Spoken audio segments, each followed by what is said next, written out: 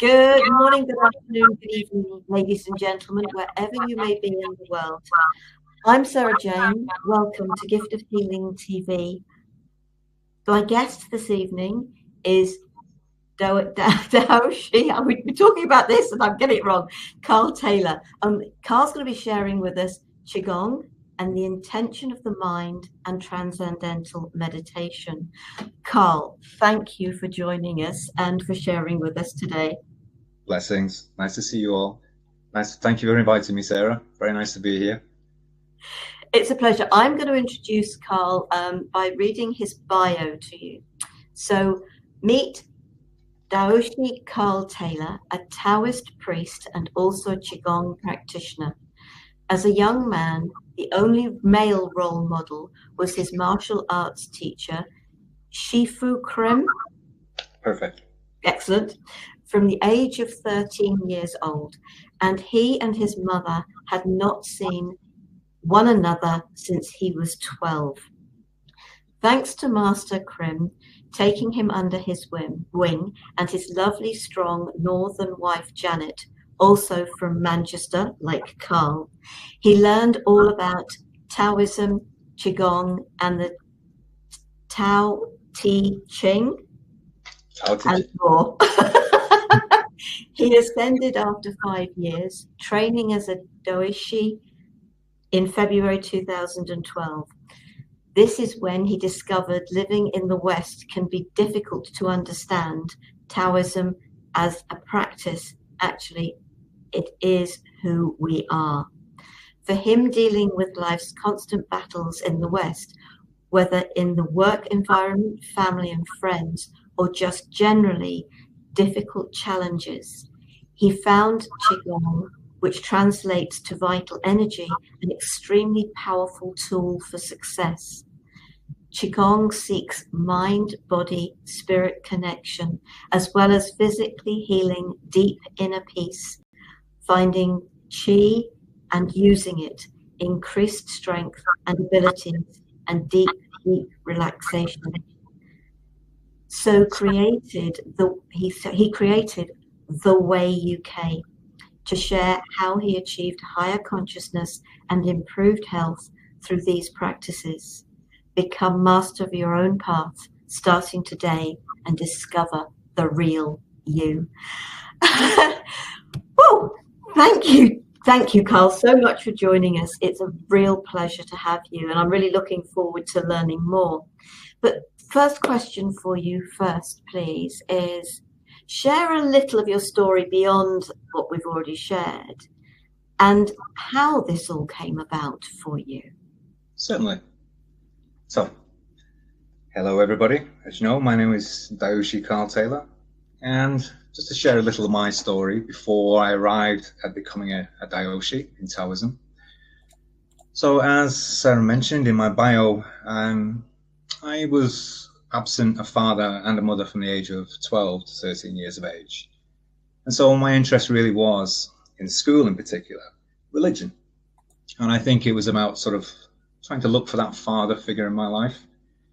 So I was very interested in Christianity, Catholicism, and studied religion for quite a few years before I moved to Asian practices by meeting my master, Master Krim, who has now passed, unfortunately. But he opened the doors for me to Taoism, to Qigong, to Transcendental Meditation, and to become the person that I am today. So, as a young man,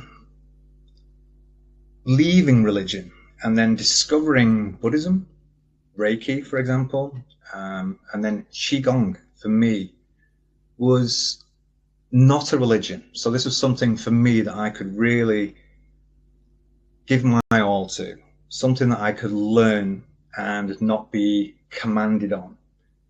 So it was about discovering myself within the practice. So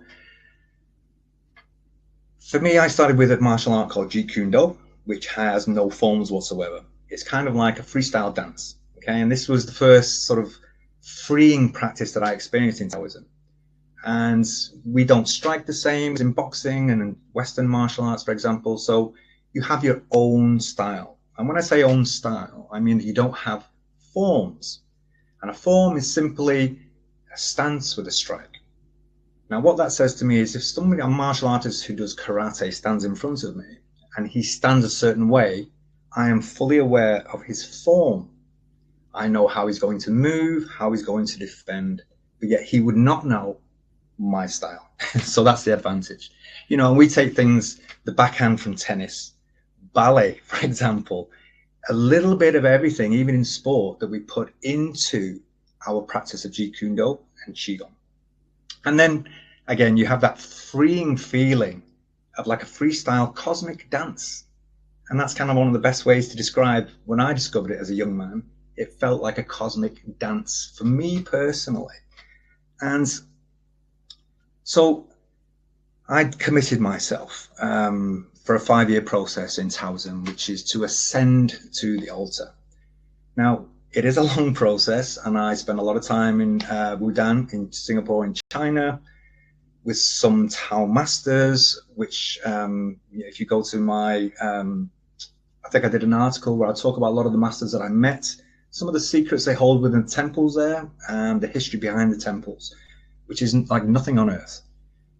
So 5 years for me.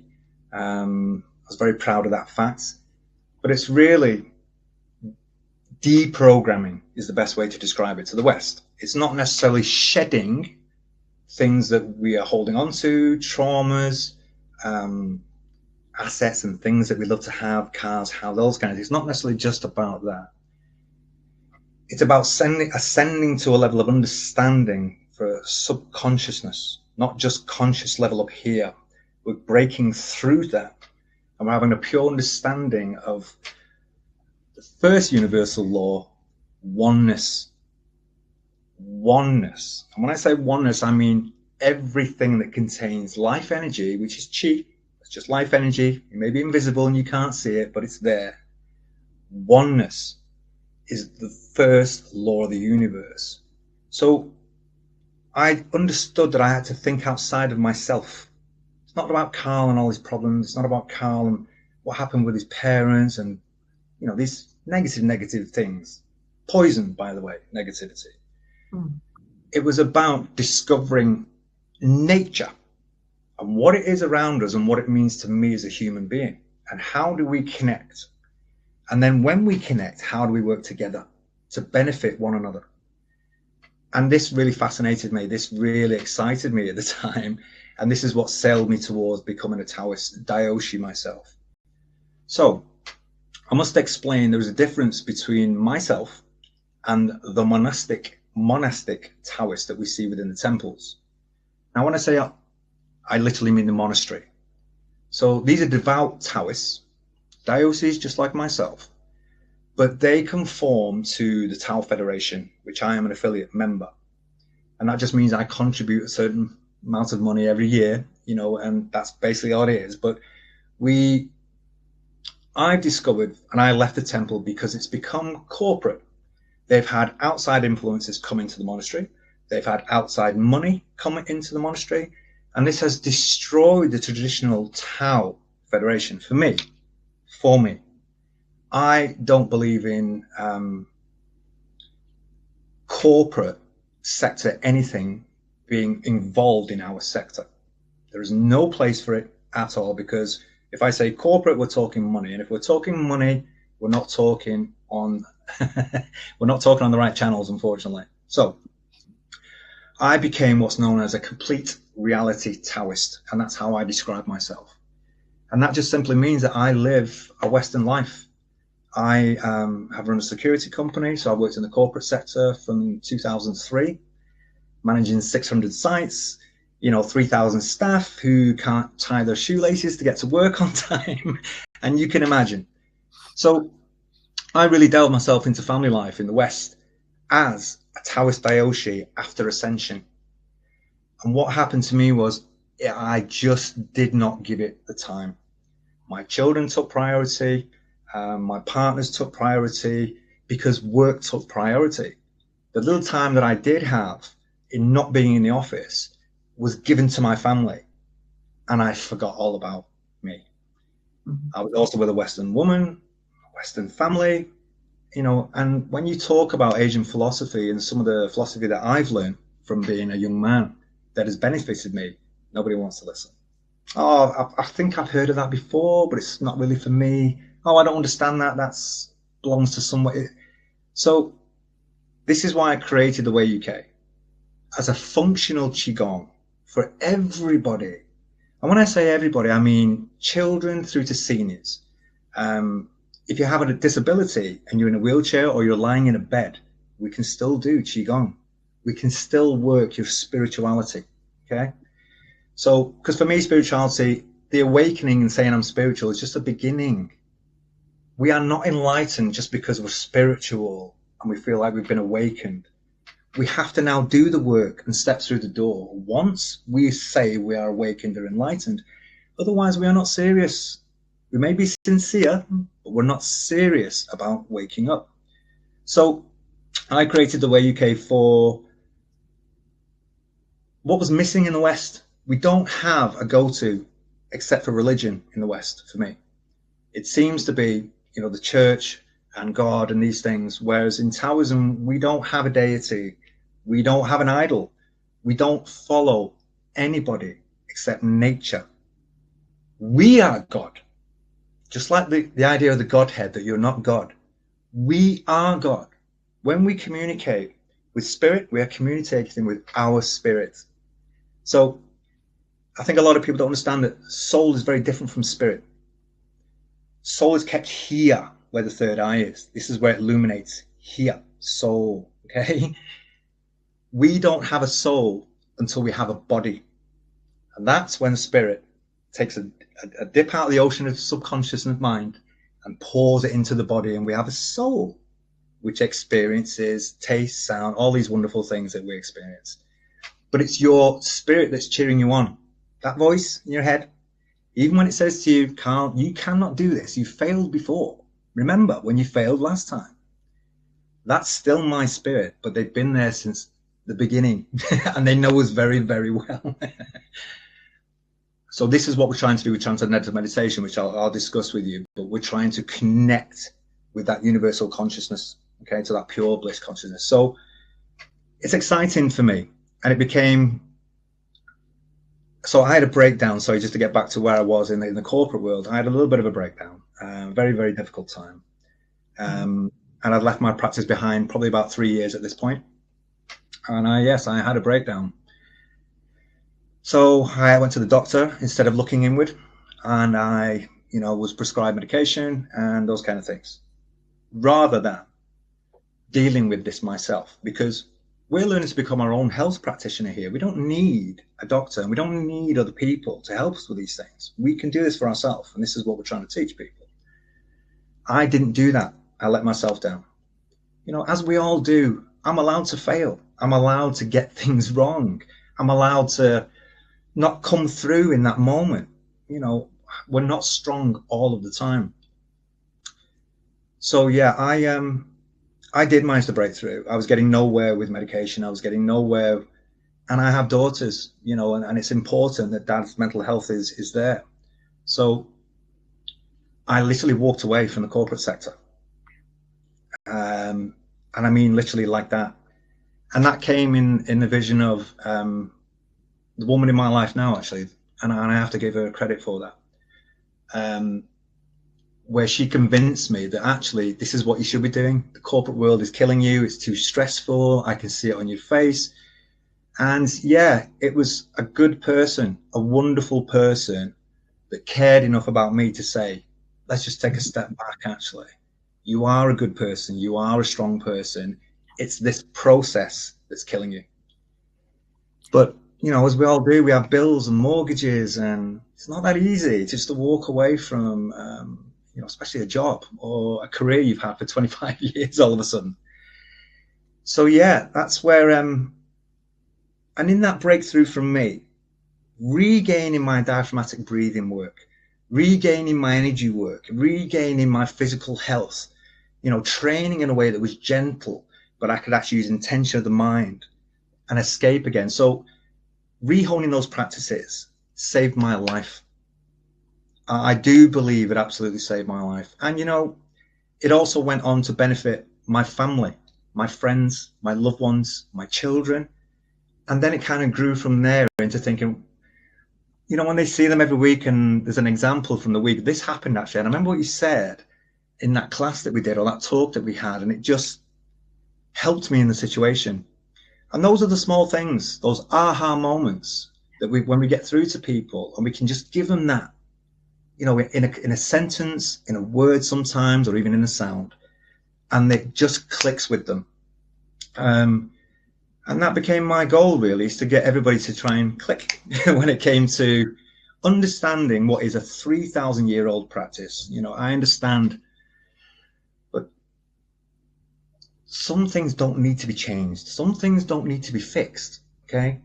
Some things in this world still exist where they've been discussed for thousands of years. They've been agreed upon for thousands of years. They've been practiced. You know, the community is built over these things. And then we evolve them together. So, yeah, it's, I think that kind of where it brings me, sort of where I started and kind of where I finished now, sort of where I came to becoming a Daoishi full time, and not watching the news anymore, having no dealings with the corporate world, and just leaving that vibration outside of my world. And life is much more peaceful, most certainly. Oh, 100%. I get that. I also left the corporate world, and I also stopped watching the news or reading it, listening to it.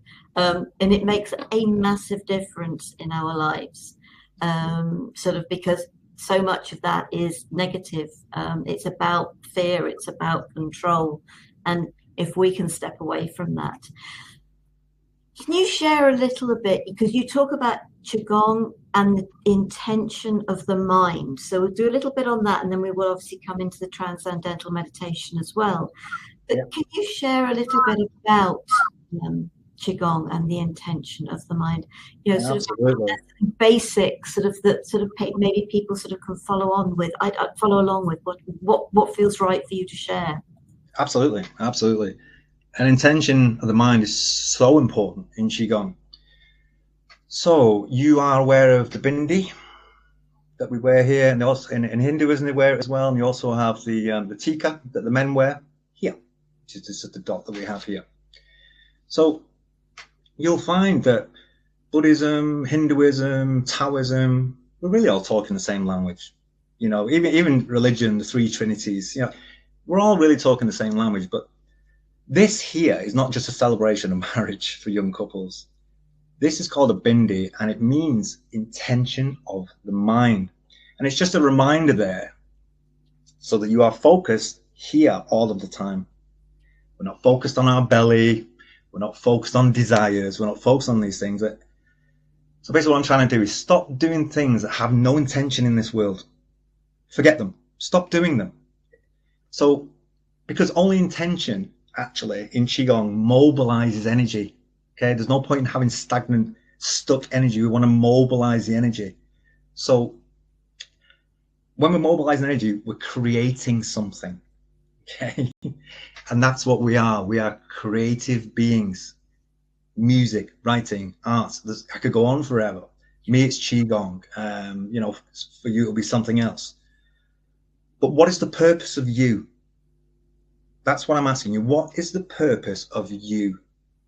And you, I say, give you purpose with that intention of the mind. So the third eye, the pineal gland back here, third eye here, this invisible hole between the eyebrows, okay? The pineal gland and the third eye experiences the whole world through your eyes and through your mind, not through smells, senses, sounds, okay? Through your vision and through your thinking, your mind. So that's how your third eye experiences. So if you're being negative or you're telling yourself you feel ill, you will be ill, okay? If you're telling yourself, I'm not going to get this job or I'm not going to get this contract, you're not going to get the contract. So spelling, okay? People understand that when we say words, we are spelling. When we pray to a being or we pray to an entity or we pray to a deity, we are spelling. Please, God, come down here and help me get this job. Please, God, help me win the lottery. Please, God, come down and see Carl and my little problems. It's spelling with words. This is manifesting negativity. It's saying I'm weak. It's saying, please help me, because I cannot help myself. I'm not saying there is not a divine father, because there absolutely is. Absolutely is. Absolutely. He just does not have time to pop down and see Carl and help him with his problems on a daily basis. That's all I'm saying. So we are creative beings. We expect it to be creative, and this is why we have free will. So, you know, from a plastic cup to this laptop we're talking on, amazing things that we're capable of. More than amazing things, incredible things that human beings are capable of. But we don't always use an intention of the mind. We tend to think with the heart. How do I feel about doing this? How do I feel? How do I feel about doing everything? We're trying to put feelings aside, and the ego, we want to try and put those aside. And we do it with intention of the mind. So like when we procrastinate, it's because we don't want to do something, you know, I say, don't do it. Do more of things that you want to do. Yeah. And then you'll procrastinate less because you're doing more things that you enjoy doing. And when you do the little things you don't want to do, and again, it's just intention of the mind. So when we practice Qigong, intention of the mind, we always say our intention first before we breathe, before we move, because each movement is relevant to organs in the body. So if I'm getting angry all the time, and I'm angry at work and angry at people, it affects the liver directly. So these emotions are directly connected to organs in your body and meridians, channels that travel up and down between those organs. And with emotion, depression, sadness, these negative feelings, these stagnant energies become stuck in the body, in between the organs, in the organs, and makes, chronic illness. So much sickness, pain, and suffering from feeling a certain way. And what intention of the mind is in Qigong is freeing yourself from your mind. Okay? To be in the moment where nobody else is disturbing you, and to be free from your mind, and to be focused on organs and meridians and Qi energy, positive and negative, you know, yin and yang, passive and positive energy. So yeah, it's intention of the mind is key for all practice, but it specifically teaches in Qigong is one of the first things is intention of the mind. And I just want to say Qigong was at the beginning, before Tai Chi, before martial arts, before traditional martial arts. First was Qigong. So Qigong started as a cosmic dance. It's a way we flow and it's a way we move. So it was a cosmic dance, was then turned into a traditional Chinese medicine practice, was then turned into a martial art. So it's also a self-defense program that you could learn as well. There are all kinds of benefits, including transcendental meditation as well. But yes, all about controlling these thoughts. Once we learn to think, we can't stop. That's the problem. On and on and on and on, perpetual vicious circles of thoughts that will never end, because we're only ever hearing our own thoughts, listening to our own voice. So it's about stopping that cycle and learning to leave the mind alone. Because if you leave the mind alone, I promise you, it will quiet itself. I promise you, it will quiet itself. So that is intention of the mind with Qigong. I hope that answers your question, Sarah. I must admit, I think about intention is when I'm sort of working and my intention is for the highest good for the individual. And then it's my mind being kept out of that. It doesn't matter what I think is right for them. It's got nothing to do with me. You know, and that goes for so much in life. It really has. It's, I offer these energies, but it is for the highest good of that individual and their choice as to whether they choose to accept it or not. It has nothing to do with me. And when I remember hearing somebody who taught Reiki but didn't teach me, gratefully, say, but if you don't feel anything, Sarah, how do you know where to direct the energy? And that was scary to me, because that was not how I was taught. It was, you offer it. It's their choice as to whether they accept it. And it's being able to be detached from whatever the outcome is. And even for ourselves, It's about being detached from the outcome. But you were saying, you know, it's that asking. But actually, if we don't take the action ourselves to help make things happen, you know, can I win the lottery? We need to go and buy a ticket. Yeah. So that's the intention. It's the taking the action, being creative within. How can you make things happen for yourself? And if you're not involved in your own life, then don't expect things to happen for you. Absolutely. We can sit and talk about these things all day, but you have to move. Yeah. Just move. It's so important to move. You know, if you're sitting there too long, move. You know, if you're thinking too long, move. You know, do something physical. There's a reason they're not depressed in China in the rice paddy fields. You know, it's because they don't have time. They just don't have time. It's the same for me. I'm always trying to keep myself busy, whether I'm, you know, trying to write or doing some gardening, actually, you know, or playing with my my dachshund, you know, or go for a walk with my partner. It's just doing something all the time. But you've got to get outside. You've got to get out in the sunlight. You've got to get proper sleep. You know, you've got to eat well. And I'm not talking about, you know, good protein food or whatever. Just eat healthily. Just don't eat rubbish. You know, you've got to care about yourself and recognize I'm sitting still here in the moment and I'm dwelling on something. Let's get up and let's move. And whereas, I don't know if I've touched on it before, a sitting meditation for me is not something that I practice because it really doesn't get you anywhere. For me, you know, I'm trying to break through to universal consciousness. Sitting meditation won't do that for you because it is a contemplation, concentration exercise. Sitting here trying not to think. So you're better off, go listen to your favorite song. You know, like you're driving in the car, you have your favorite song on, you feel good. Go dance, whatever it is, read a book, whatever it is you love to do, just do that alone. And all that does, it stops you thinking about your issues and you're in your book or you're in the song, you're in the moment. That is simple meditation. That is as good as sitting meditation. So Transcendental Meditation is obviously very, very different, but it's not something I practice. It's something I teach to some of the younger generations, try and calm them, but they actually don't work well in sitting meditation. You have to lie them down, have their hands on the belly, and then we work with energy works, and it feels like magic to them. So it's a fun experience. But trying to sit still, concentrating, and focused on not thinking while breathing at the same time, it's a healthy exercise. Any breathing exercise is good for you, but you're not going to attain the top of the mountain. Because I hear a lot of people telling me, I don't need any help anymore. I'm not interested in any more knowledge. I've reached the top of the mountain.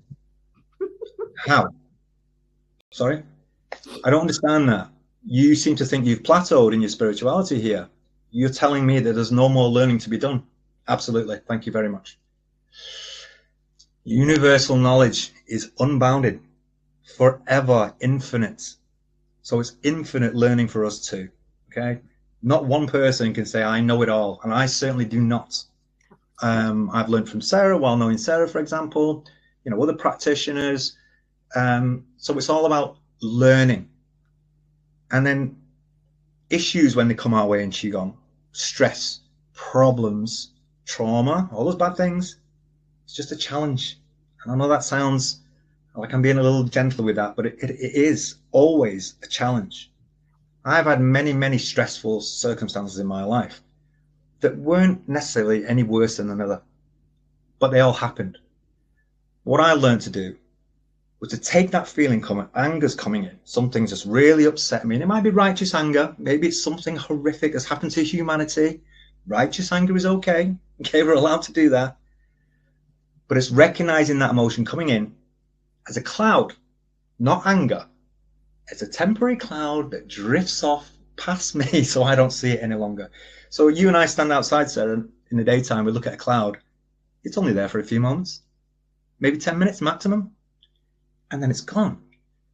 And that's all it is. That anger, that feeling, that depression, it's just an episode in that moment in our lives that we can either allow to affect us negatively, or we can use it, here's another opportunity to get stronger.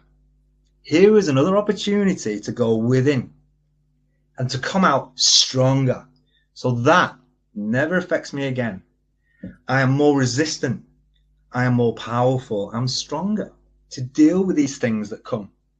So we refer to it as rain, okay, as in rainfall. Rain as in recognize, what is it that's upset me today? Why I was in a good mood this morning, and now I'm in an awful mood. Who stabbed me in the back all of a sudden, poisoned me with a dart, that I'm in a terrible mood all of a sudden? So it's recognizing what is that happens in your day. And then once you do, maybe it's a person, maybe it's a job role, maybe it's something like that. But once you do, you then acknowledge, okay, it's anger, or actually it's fear. It's I'm scared. It's whatever it is, but you can acknowledge what it is. So we've recognized that we've got an issue, because you can't recognize you've got a problem until you do. We're acknowledging what the issue is. Then we investigate this, Sarah. And a lot of people don't take the time, but make a journal for yourself. Investigate yourself. Investigate that feeling. Investigate when it comes. Investigate it over a 24-hour period. Okay, I was angry for 24 hours, but then this happened and I felt better. This is the only way you're going to delve into yourself. So I ask my students all the time, how are you getting on with the journal? And many of them say, Daoishi, I haven't started my journal yet. They must start the journal and go through this process to understand you, and you will go so deep and you will find so many answers that you had no idea were there. So once we investigate, just like a detective would or a police officer, investigate yourself. The final stage is a Buddhist term called non-identification. By non-identification, it means not identifying the emotion that's coming in. To see it as a cloud that is just drifting on your path and going by. Because we recognize it, but we don't recognize it as an emotion that's going to affect us. And by doing that, the ego is less offended, obviously. And ego being the nightmare here, ego being the main issue. What about me? But you find that your ego is less affected, you know, and you find that you becoming more oneness, more one with nature, one with the people around you. You're more empathetic to people.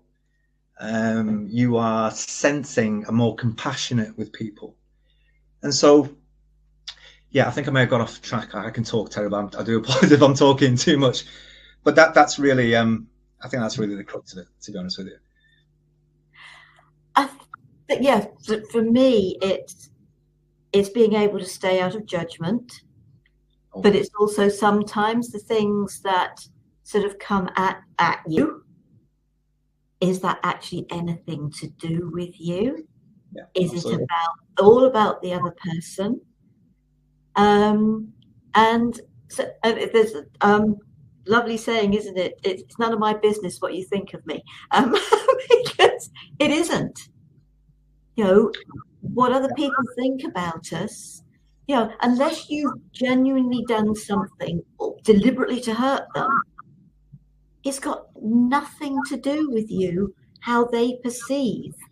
If you're being true to yourself, your intention is care and kindness, and to be honest, and honesty can hurt people at times, but I'd rather be honest with people.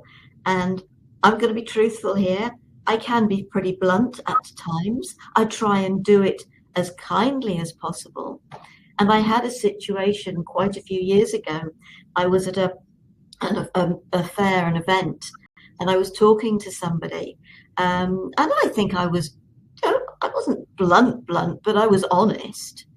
And I got a phone call afterwards, and she said to me, I was so angry with you. And I thought, oops. Then she said, I thought about it, and you're the only person who's been honest with me. Yeah. So, but that was lovely. She allowed her anger, but she allowed herself to think about it. Yeah, and one of the things is nobody knows me, just like they don't know you, Sarah. Yeah. But people will judge us on our actions. Yeah. And actually, so they should. You know, people should judge us on our actions. So everybody's, like you said, very quick to pass judgment, and they may not understand where we're coming from if we're being blunt about things or we're being a little bit harsh. But unfortunately, you have to scare some people. You know, they're literally on the precipice of really getting better for themselves and having an understanding. And sometimes scaring people is the only way to do that. And we try not to, obviously. But that comes within themselves. You know, that's for their own battle within to deal with. And that's for them to face. And I don't mean to say alone, because in our practice at Towins, we're a community of people. We're a community of people who are there for one another to talk about these things, for support and help and assistance. So, yeah, people will always judge you on your actions, but I do think that's right. I do think people should judge you on your actions, and not take it personal. You know, rather than I'm just commenting on what I see. I'm not commenting on what I think you have done. Right. And I think that really helps communicate with people across to what, you know, the message we're trying to get across. So yeah, I totally agree with you. It can be, what I do believe is that we should never hold back. You feel the need to say to something to someone, there's a reason you should be doing that. That's your calling. So say it. And you'll find 9 times out of 10, it might not be fine at first, but just like your story, they may come round and say, actually, you were right. They may never contact you and tell you, you know, you were right. So, but that doesn't matter. We're not looking for praise. We're just looking to help people, those aha moments where they can just realize that maybe some of the program they've been given already in the media and school, the education system, maybe some of that wasn't correct. Maybe some of that was manipulation. You know, just maybe some of that was all about keeping you in a box in your house, in front of your TV, eating the food they're telling you to eat, watching the TV programs they want you to watch. So that's kind of an imprisonment itself in your life. So yeah. Sorry, was there another? Sorry, I lost track of what I was saying. I do apologize. I'll talk forever. Just one of the things I wanted to say, like to move forward, especially with Qigong, not just in Qigong, but in your life in particular, just try and comprehend the reasons behind your feelings, those things that are going on with it, and recognize why it's no longer necessary actually to hold on to them. Whether it's that person that upset you, or it's something that you were let down, a parent, whatever it is, just search out those feelings as to why, and just comprehend why you're holding on to those things and how do they serve you now, because they don't. A lot of people think that trauma is a protective shield. It's not there for that. It's not a protective shield, but it can teach you. Those are not demons within us. Those are bad things that have happened that are here to shape us into being stronger, into being, you know, more enlightened and awakened and all these things. So don't fear that darkness inside. They're not monsters. They're there to sculpt you into something better. You just need to embrace them, is my message. Yeah, it's amazing. I've just gone through sort of a thing to do with something anyway. And during it was just like, okay, not comfortable with this, not comfortable with that, you know, sort of, was they're saying one thing and they're doing another. But the end of it, there was some real good stuff with it. But the end of it, it was just like, do you know what? After all the traumas of my very early childhood, what I hadn't understood was how much anger there was in me. Now, I consider myself mostly to be very placid, very calm. I can get stressed, yes, I can. But on the whole, no, I'm considerate, thoughtful of other people. If people aren't getting things right, I'll be patient. If technology goes up the spout, I'm patient with it. Well, on camera I am. But it was just wow. And bearing in mind what happened to me as a child, and it was the system's manipulation of what happened, of the outcome, and it was just like, of course, there's anger, not just the feelings of rejection and abandonment that went with it, which I get the feeling you can probably relate to. But I was a year old. But there must be anger there. But why did this happen? And so the situation I've just been through was an amazing gift. But I also considered what I went through as a baby as being a gift I gave myself so that I can do what I do now. So it was always there from a baby. It's always been there. Yeah. It's the, you're a candidate for society until the education system tells you that you're an eligible human being. You pass a test, an exam, and so on, and then we go on and on through to university. And they keep professors in education too. And they cause so much damage to us as infants and children. Take the school playground in high school. It's the most vicious place you could ever be. Absolutely. And it's mixed in with children, and it's horrific.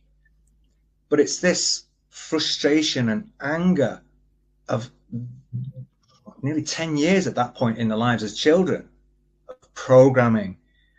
You must not act this way. Stop acting like that. Act like this. Act, so on and so on it goes. So, this whole idea of being a candidate for society, I signed out at the age of 12 years of age. When I was, big into religious studies in school, and started to understand things that made sense. Many untruths, manipulations, hidden knowledge. It goes on forever. And it's all out there, actually. It's not like any of these things are hidden. They are right in front of your face. And can I just say, it's so important. These evil entities in the world, these elites, everything you're seeing on the news, all these people, what people don't seem to realize is they put everything right in front of your faces. In their logos, in their advertising, in their videos, it's all there. Why do they do that, Sarah? Because of karma. And let me tell you, nobody lives in karma more than the elite people that believe they are up there with Her Majesty and living those lives. They are solely focused on karma. So when they do these ungodly things to our planet and to us as a people, they put it in display for us to discover because of karma. And they can say, when they go through the pearly gate, I told them what I did. It's not like I hid it from them. So begin to understand the game of there's genuine spirituality out here and genuine healers and people that are connected. And then there are your dark entities that are about making money, that are about stealing your soul and having demonic gates open up into your homes. So just beware. And like you said, sense. Use that empathy because it's a gift. Remember when you were a child and you walked into a room and there'd been an argument in that room, but they weren't arguing when you walked in, but you knew something's taken place in this room. There's bad energy here. And that's where I latched onto the idea of chi energy and flow and spiritual energy and the invisible thread that's there, in understanding there's something more to me than just me, Carl Taylor, in this body. And so, yeah, empathy, not a lot of people have it. And I pity the people that don't have the empathy, but only because they've been through horrific experiences in their life. Why would they have empathy for anybody else? So, yeah, it's a great conversation. I feel like I could talk about elements and transcendental meditation with you for hours, if I'm being honest with you, because there's so much to cover. There's so many different aspects to our lives now in the West, in the East, and the Middle East as well, where we're all really speaking the same language. We're just miscommunicated. We're divided.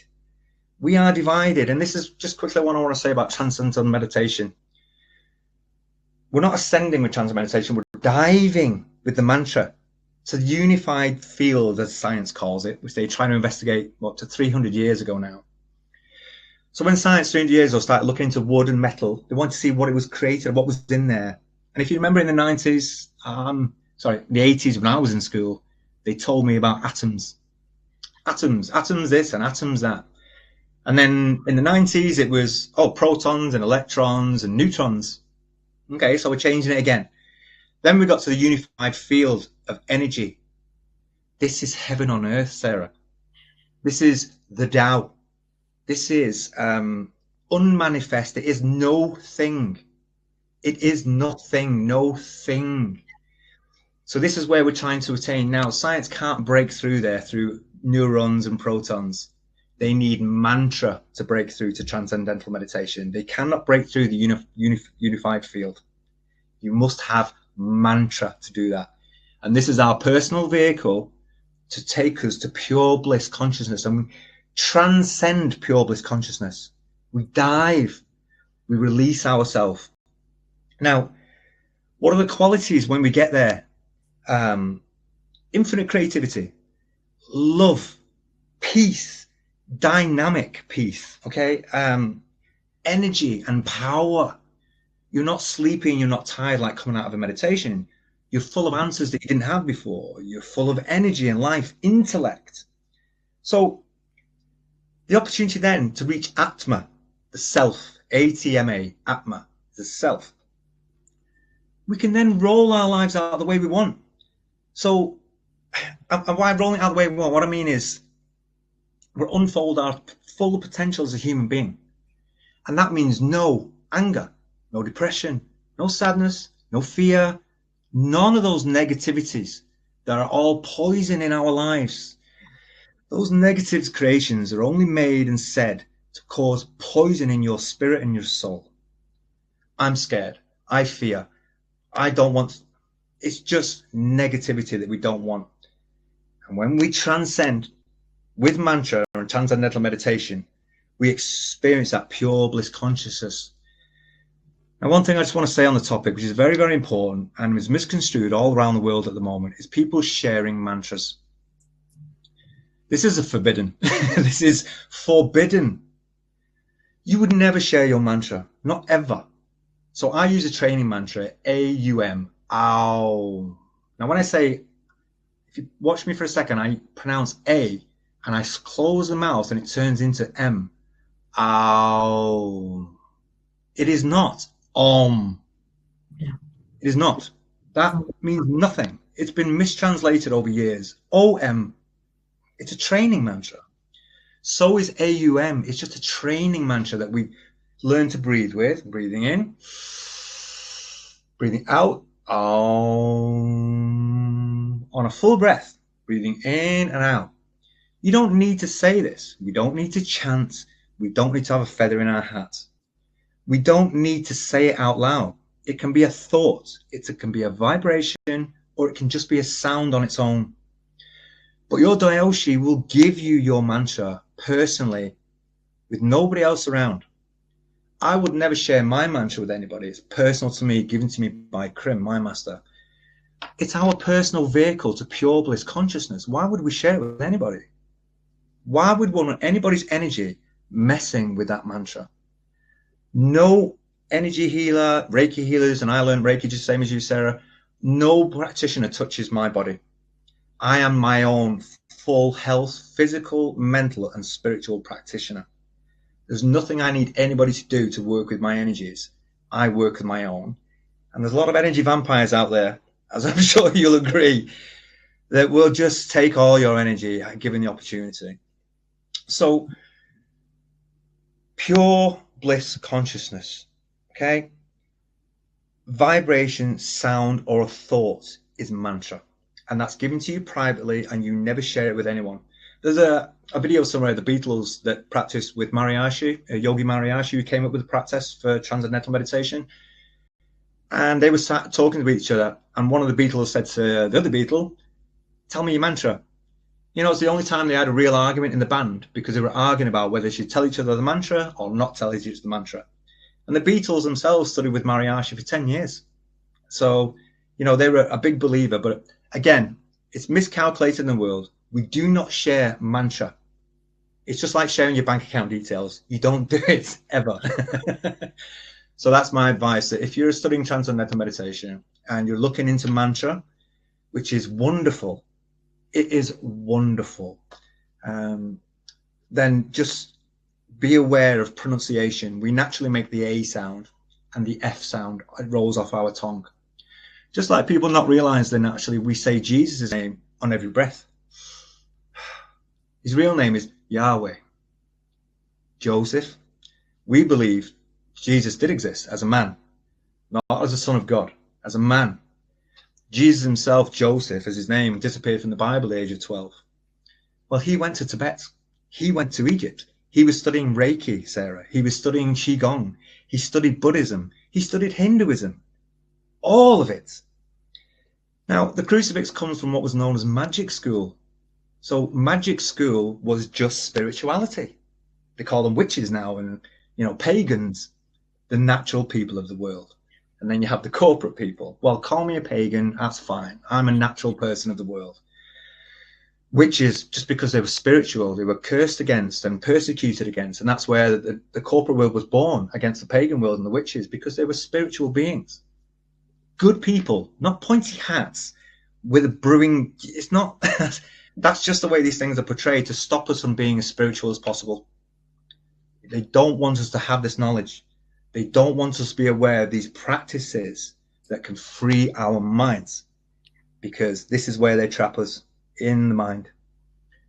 COVID, for example, we're too scared to go outside of the house. Our whole world is shrunken to our living room. Just leave me alone with my settee and my TV, and I promise I won't bother anybody. That's no way to live. So yes, this is an escape on many levels in the practice that I have through the Transcendental Meditation, but the Qigong is really in preparation for that, Sarah, because we have to prepare our body, before we take this journey and understanding and giving ourselves the intellect and knowledge of understanding every organ, every movement, all the tendons and movements that we do in Qigong, and all the diaphragmatic breathing, which is so important.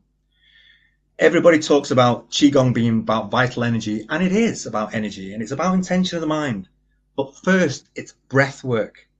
All breath work comes from Qigong. Diaphragmatic breathing, in through the nose, out through the mouth. Not just in through the nose and doing these kind of things. Diaphragmatic breathing. Because I want to increase my health and my lung capacity. So if I want to make my car faster, there's no point in putting more fuel in there or making the engine just bigger. It needs more air intake. If I blow onto the fire, the flame rises, correct?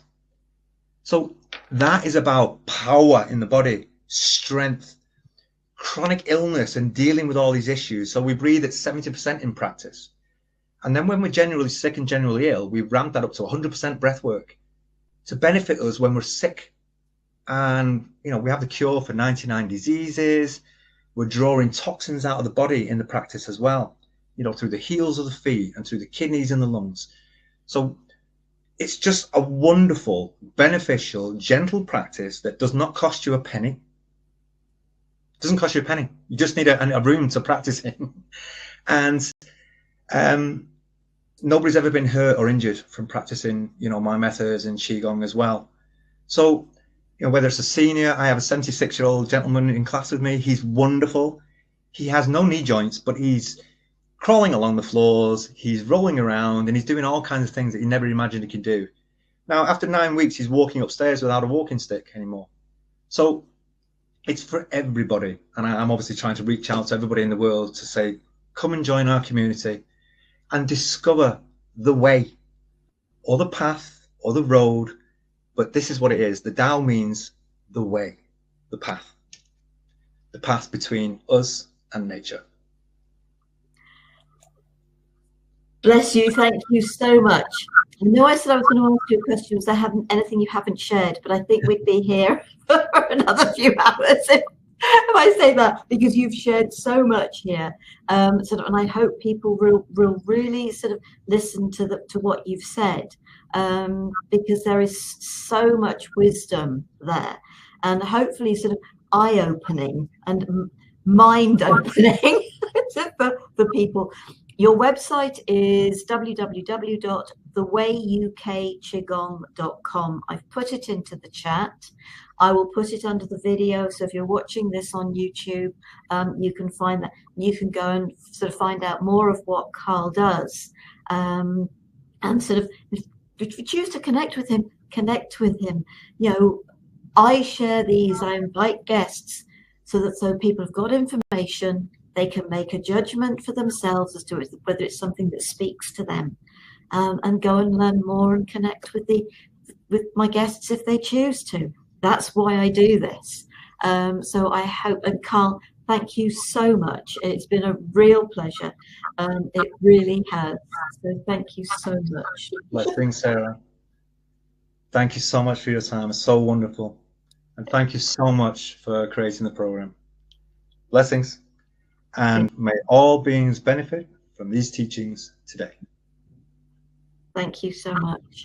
Next week, we have today's conversation, Spiritual Emergence, with Marjorie Bambrick. So join the team and Marjorie next week. And we look forward to seeing you again. Take care, be safe, stay well. Namaste, sweet souls.